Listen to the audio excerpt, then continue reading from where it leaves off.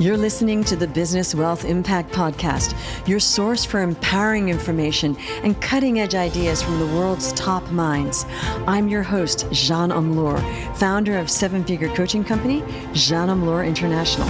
Join me on a journey to unleash your potential and create your highest success.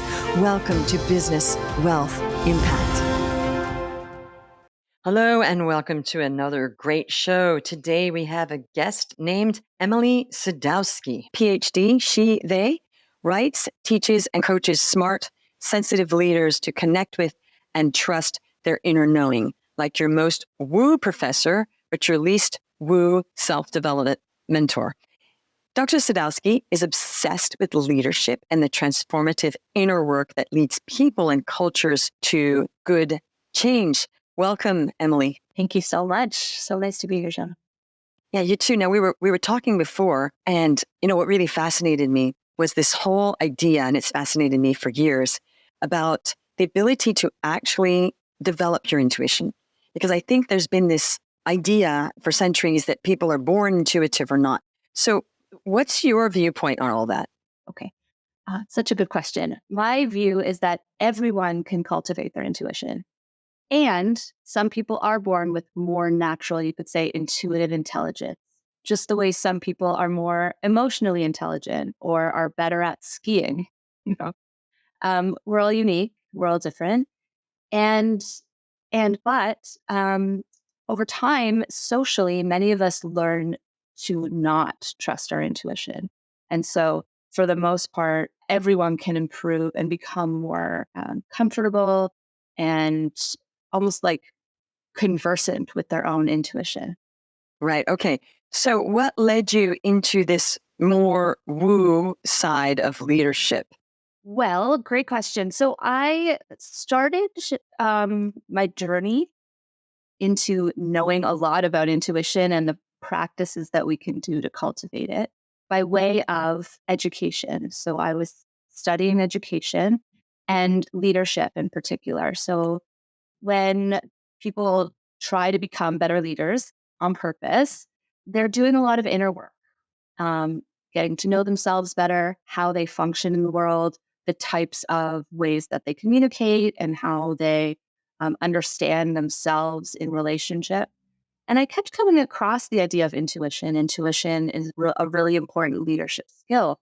But what I noticed was the way that intuition was being defined in those spaces was as a cognitive function. What I mean by that is the idea of intuition as fast thinking, where you don't have to think about it, you just know.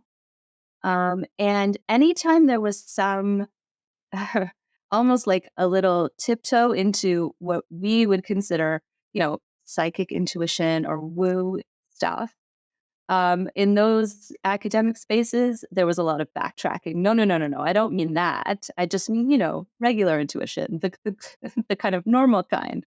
And that didn't fit for me with a lot of experiences that I had had and friends had had of non-ordinary intuition. And there was no space for that in the leadership, psychology, and educational transformation spaces I was walking in. And so that was very interesting to me. So why are people not allowing any woo into this conversation? Especially because we all know those experiences. We all had them. So I decided that it's because we're not allowing intuition to mean enough. We're not letting the full spectrum of intuitive experience be included in the idea.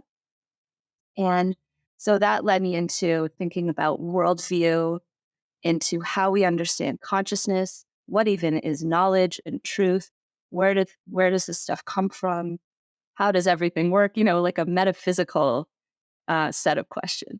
Mm. Okay, so that's so interesting because you have the normal intuition, normal people, scientific people have normal intuition, but there's a line, and that line can't be crossed to the abnormal intuition. And I guess they're probably playing with where that line is moving up and down at any time and where they feel comfortable with that line in the sand. Is that what's going on? I think so. If you allow that non-ordinary intuition exists, and okay, let's give an example. So by that, I mean things like telephone telepathy, which is very common. And that's like when, your phone rings and you already know who's calling before you even look at it. Or you think of a friend or somebody that you haven't thought of in a long time, and then just all of a sudden there's a message from them. Those things are non-ordinary. They're not happening within the confines of time and space, but they happen all the time. So once you allow that those things can happen, what else might be real? What else might be true? And that can be very challenging for people to think about unless you have like a metaphysical framework, which for some people is religious, but it doesn't have to be. In my book, I talk a lot about the quantum akashic framework. So we're talking about multi dimensions of experience. Some of them are here in the 3D world, and some of them are not. We cannot see them, but they're real nonetheless. We just don't typically have that much access to them, but they are what allows us to have non ordinary experiences of intuition. So you're also talking about quantum physics as well. Yeah, it kind of leads us into things like this. Yes, because for me, that's become the best way to explain how even is this possible. And if you allow that into your framework, then yeah, it's actually normal. Mm. Okay, so you have people that are extraordinary that work with you that are open to developing their intuition in this way. What happens for these people when they work with you, and what do you do with them? Right. Well, okay. So, like I said, I believe that everyone, no matter where you're starting from, whether you were, a child who was intuitive, who was nurtured in that direction, people who tend to still be intuitive, or whether you were kind of shutting that down for a lot of your life and decided, no, I don't want to know stuff. Everyone can improve their intuition. And depending on how you relate to it already, you're going to be doing different, somewhat different things. So we always start by remembering experiences that we've had where our intuition was either correct or incorrect. And the reason we do that is because that starts to build a bridge, like an embodied experience of, oh, yeah, that's what it feels like for me when I'm correct. Or that's what I thought it was, but it wasn't. Because what ends up happening now, intuition is immediate. It doesn't translate at first through the mind.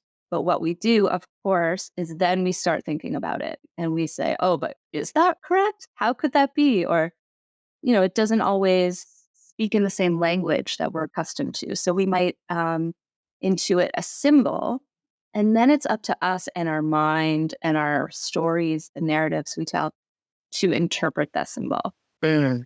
So, there's a lot of self doubt that often comes up, especially because we get taught from, very young that, oh, that's just your imagination. Oh, that can't be true. Or are you sure? Prove it. Once those stories get rolling, it can be very, difficult at first, but then also very empowering to remember that actually this is a valid way of knowing. Mhm. It just doesn't work in the same way that we're accustomed to in a cognitive, rational way. Mm. So what about, I think we've all had experiences where we think our intuition is telling us something, and then we do it, and we think that was so not the right decision. How could my intuition have been so off? Because it wasn't something that you really overthought. You're like, okay, this is just right. And then it's a disaster. And I feel that I'm not the only one that goes through this. So then you start to doubt what was intuition when what was not, because it feels like intuition sometimes. Yeah. And other times you're like, oh yeah, intuitively, I just know to stay away from that. And you were right. But how do you distinguish? Because we all do that. We all think it's an intuitive, yes, I just feel so good. And then there's a disaster. So how do you help people sort through that? Okay. Well, one thing I always recommend people do is to keep almost like a diary of your intuitive experiences.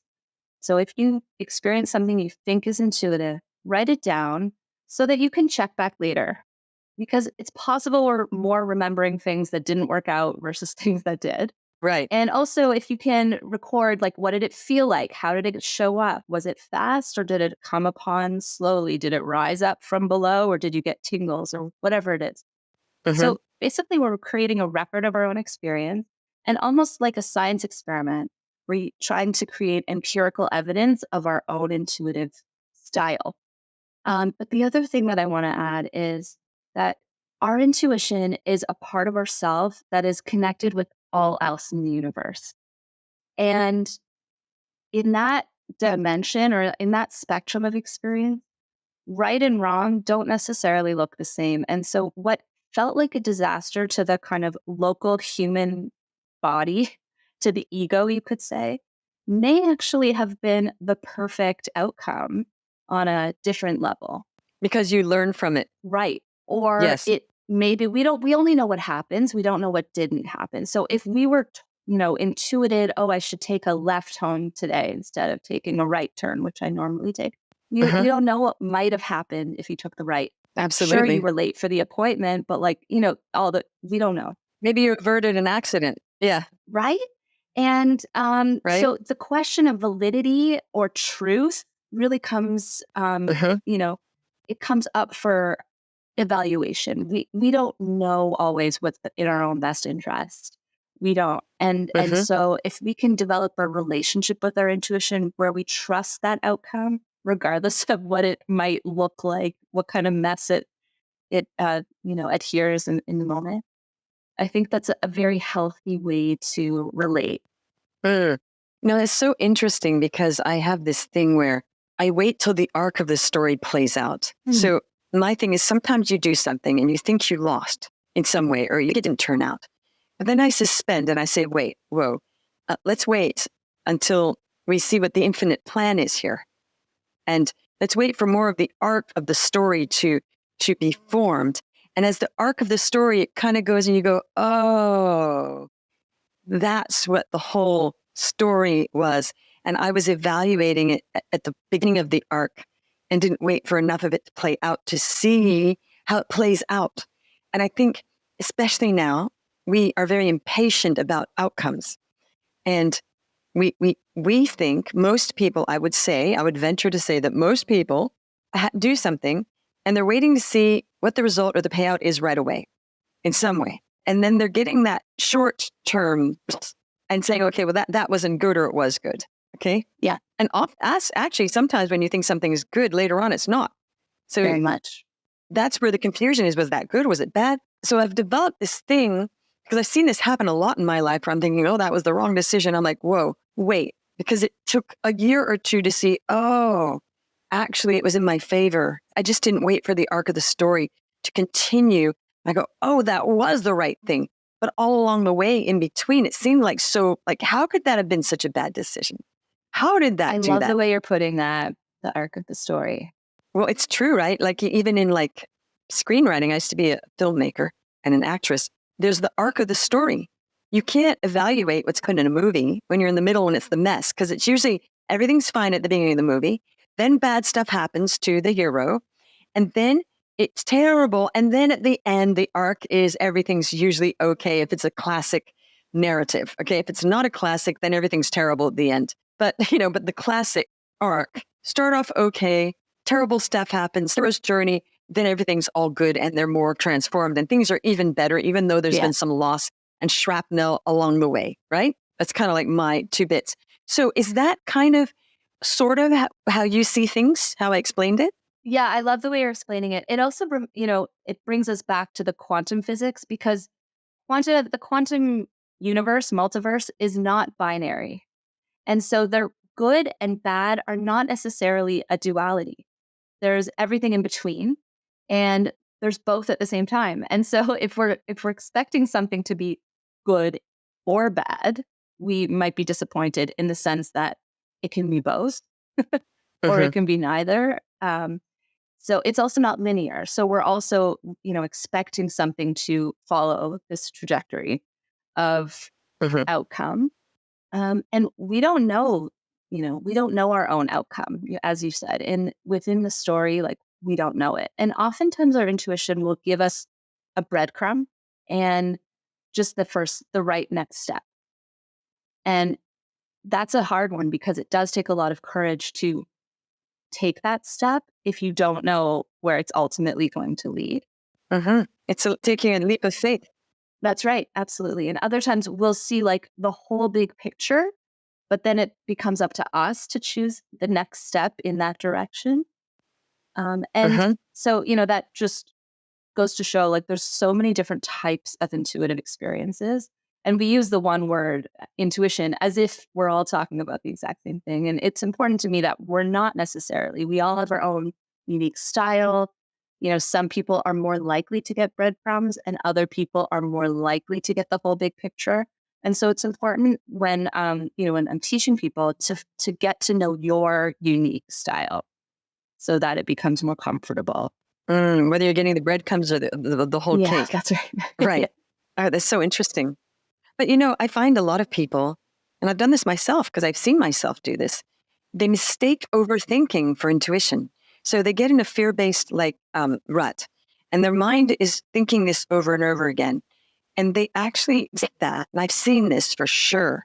They mistake the fear-based overthinking, which is just basically creating a synapsis that's deeper and deeper in our brain, which we then start to believe more and more becomes truth of, oh, I can't do that because that's going to happen. Yeah.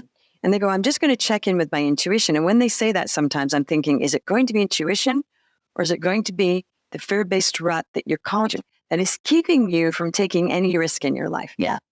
And I can usually tell when they come back because they're not believing it's intuition themselves. The way they tell me, I thought on this and my intuition, I can tell it's not really, they don't really believe that. They're just saying, look, I'm going to keep in my safe zone.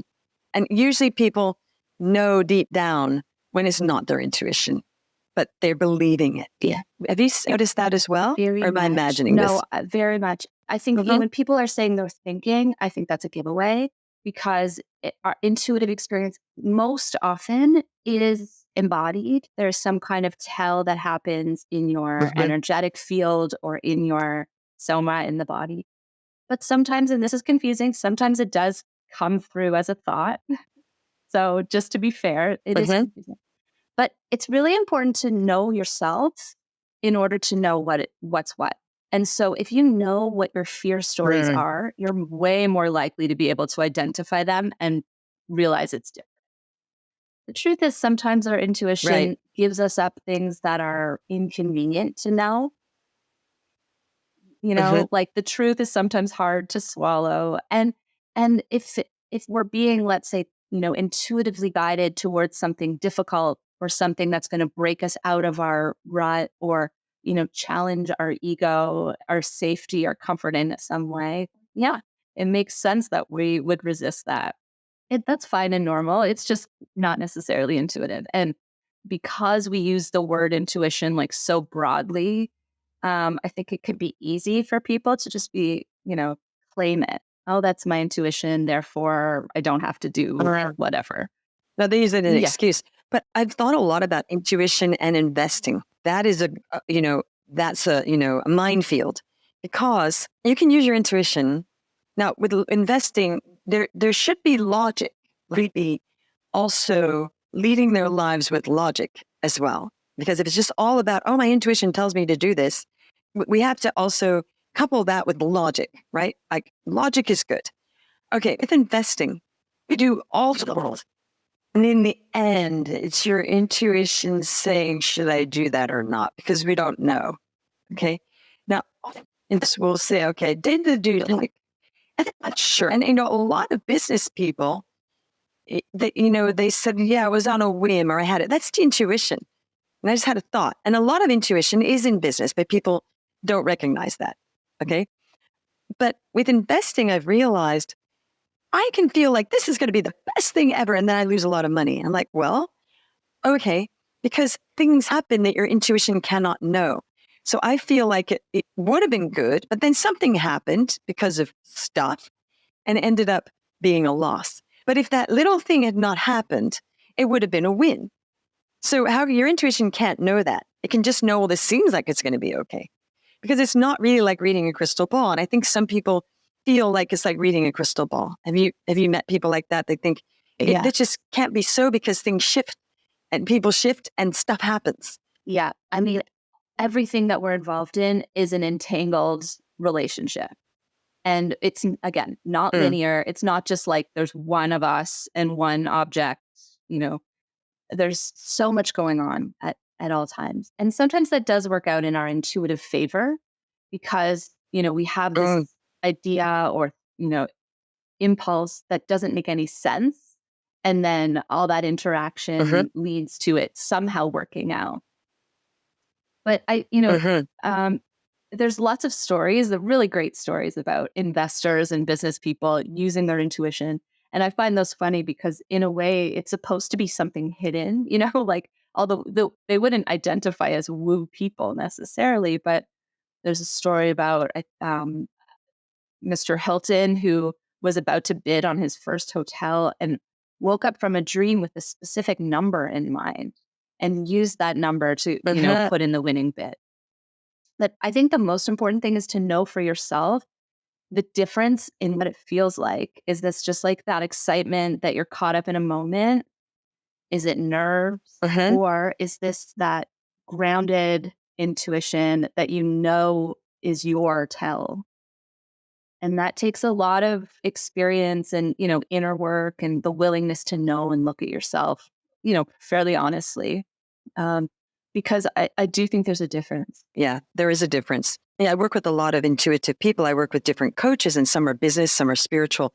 And some of them say, oh, it was just working with you, was this just knowing, this embodied knowing. I met you and it was just, and then they come into the thing and I knew this. And, and then others are more logical. They go, oh yeah, I just met you and I just, I looked at you, and it's the way they're deciding, but it's still intuition in a way because they're just coming to that in a different feeling. That's right. So I'm always fascinated how they say they found me and how they was like, it was a no-brainer to work with me, but it comes out in different ways. And I find that fascinating because some of them are more, logical, would never say it was just an all-knowing full body experience when I met you, Right. like, Yeah. okay, yes, it was like, no, I looked it up and it looks very good. And yes, this is the right decision. It's So it. fascinating.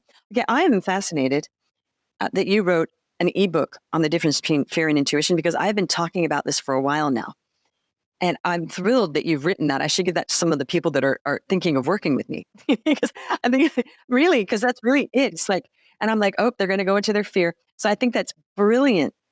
People nab that one because it's so important to not mix those feelings together, because then it just messes everything up, doesn't it?